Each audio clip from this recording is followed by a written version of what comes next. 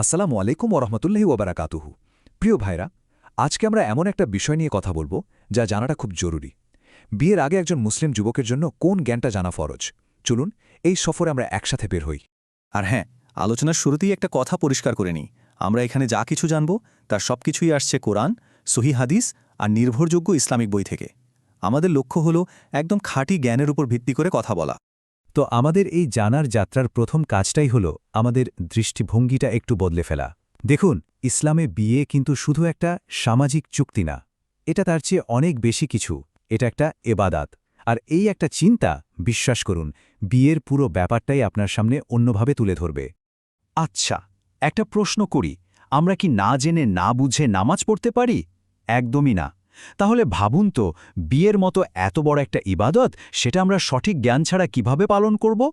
এখানেই কিন্তু আসল পয়েন্টটা, বিয়েও এর বাইরে নয়। চলুন তাহলে এক ঝলকে দেখে নিই আজকে আমরা কি কি বিষয় নিয়ে কথা বলবো। আমরা দেখব বিয়ে কিভাবে একটা ইবাদত, তারপর জানব এর জ্ঞান অর্জন কেন ফরজ। এরপর আমরা সরাসরি চলে যাব জীবনসঙ্গী বাছাই, বিয়ের শর্ত আর অপচয় থেকে বাঁচার মতো জরুরি বিষয়গুলোতে। আর একদম শেষে আমরা দেখব এই জ্ঞান কিভাবে আমাদের সবার জন্য একটা সাদকায়ে জারিয়া হতে পারে। তো চলুন আর দেরি না করে আমাদের প্রথম পয়েন্টে চলে যাই। বিয়ে, এটা আসলে কিভাবে একটা ইবাদত? একটু ভেবে দেখুন, আমরা যখন নামাজ পড়ি বা রোজা রাখি, সেটার জন্য একটা প্রস্তুতি নিই, তাই না? ঠিক তেমনি বিয়ের জন্যও কিন্তু দরকার ওই একই রকম আন্তরিকতা আর প্রস্তুতি, কারণ এটাও তো একটা ইবাদত, আর প্রত্যেক ইবাদতেরই কিছু নিয়মকানুন থাকে। যেহেতু বিয়ে একটা ইবাদত আর এর নিয়মকানুনও আছে, তাহলে স্বাভাবিকভাবেই মনে প্রশ্ন আসে, এই জ্ঞানটা অর্জন করার হুকুম কি? আর এখানেই আমরা আমাদের আলোচনার একেবারে কেন্দ্রে চলে আসছি। কেন এই জ্ঞানটা অর্জন করা ফরজে আইন, মানে প্রত্যেক ব্যক্তির ওপর ফরজ? আচ্ছা, এই ফরজে আইন জিনিসটা কি? এটা শরিয়াতের খুব গুরুত্বপূর্ণ একটা টার্ম। সহজ কথায় এর মানে হল এমন একটা দায়িত্ব যা প্রত্যেক মুসলিমকে নিজে নিজে পালন করতে হয়। মানে আমার হয়ে অন্য কেউ জেনে নিল আর আমার কাজ শেষ, ব্যাপারটা মোটেও এমন না। এটা একেবারে ব্যক্তিগত একটা দায়িত্ব। আর ঠিক এই কারণেই যখন কোনো ভাই বিয়ের মতো একটা বড় সিদ্ধান্ত নিতে যাচ্ছেন, তখন কিছু বিষয় জানা তার জন্য ব্যক্তিগত ফরজ হয়ে দাঁড়ায়। যেমন ধরুন, হালাল হারাম কি, স্বামী স্ত্রীর একে অপরের ওপর কি হক আছে, আর কিভাবে এই সুন্দর সম্পর্কটাকে গুনাহ থেকে বাঁচিয়ে রাখা যায়। তো এই ফরজ জ্ঞান অর্জনের যাত্রায় আমাদের প্রথম স্টেপটা কি হবে?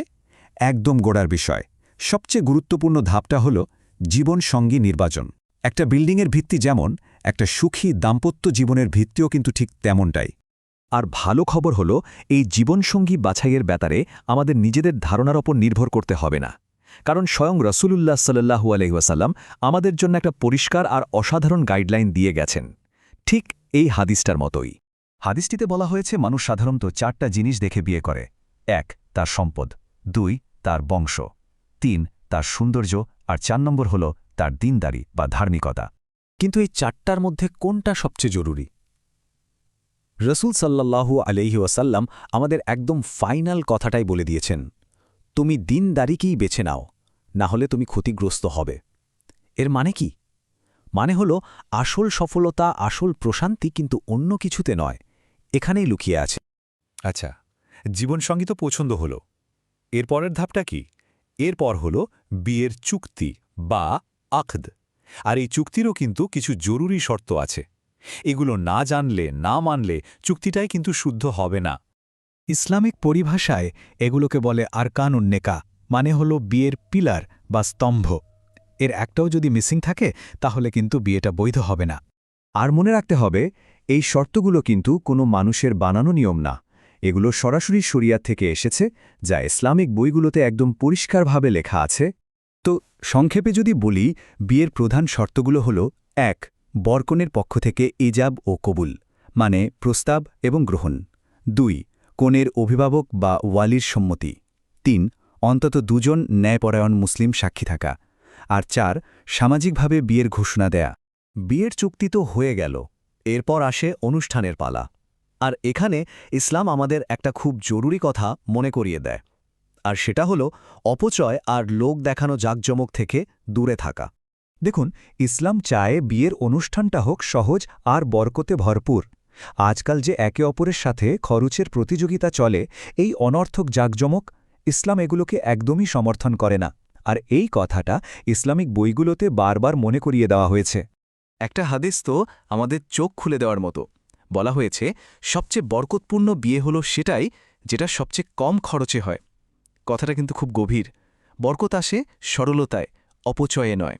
তো আমরা আমাদের আলোচনার প্রায় শেষ দিকে চলে এসেছি, কিন্তু একটা কথা মনে রাখতে হবে, এই যে জ্ঞান আমরা অর্জন করছি এটা কিন্তু কোনো কোর্স শেষ করার মতো না, বরং এটা একটা সুন্দর আর বরকতময় জীবনের যাত্রার শুরু। তাহলে পুরো আলোচনার সার কথাটা কি দাঁড়ালো? এটাই যে সঠিক জ্ঞানই একটা বরকতপূর্ণ আর সফল দাম্পত্য জীবনের প্রথম এবং সবচেয়ে জরুরি স্টেপ। প্রিয় ভাইরা, সত্যি বলতে এই বিষয়গুলো নিয়ে আমি নিজেও পড়াশোনা করছি, শিখছি, আর যা কিছু শিখছি সেটাই আপনাদের সাথে শেয়ার করছি। উদ্দেশ্য একটাই, যেন আমি নিজেও উপকৃত হতে পারি, আপনারাও হন। আর যদি এই আলোচনাটা অন্যদের সাথেও শেয়ার করেন, ইনশাল্লাহ এটা আমাদের সবার জন্য একটা সাদকায়ে জারিয়া হয়ে থাকবে। তো আমরা তো এই ফরজ জ্ঞানের প্রথম ধাপগুলো সম্পর্কে জানলাম। এখন প্রশ্নটা হলো, এই সুন্দর এবাদতটার জন্য নিজেকে প্রস্তুত করতে আমাদের পরবর্তী পদক্ষেপ কী হবে? এই প্রশ্নটা আপনাদের ভাবনার জন্য রেখে আজকের মতো এখানেই শেষ করছি। আসসালামু আলাইকুম ওয়া রাহমাতুল্লাহি ওয়া বারাকাতুহু।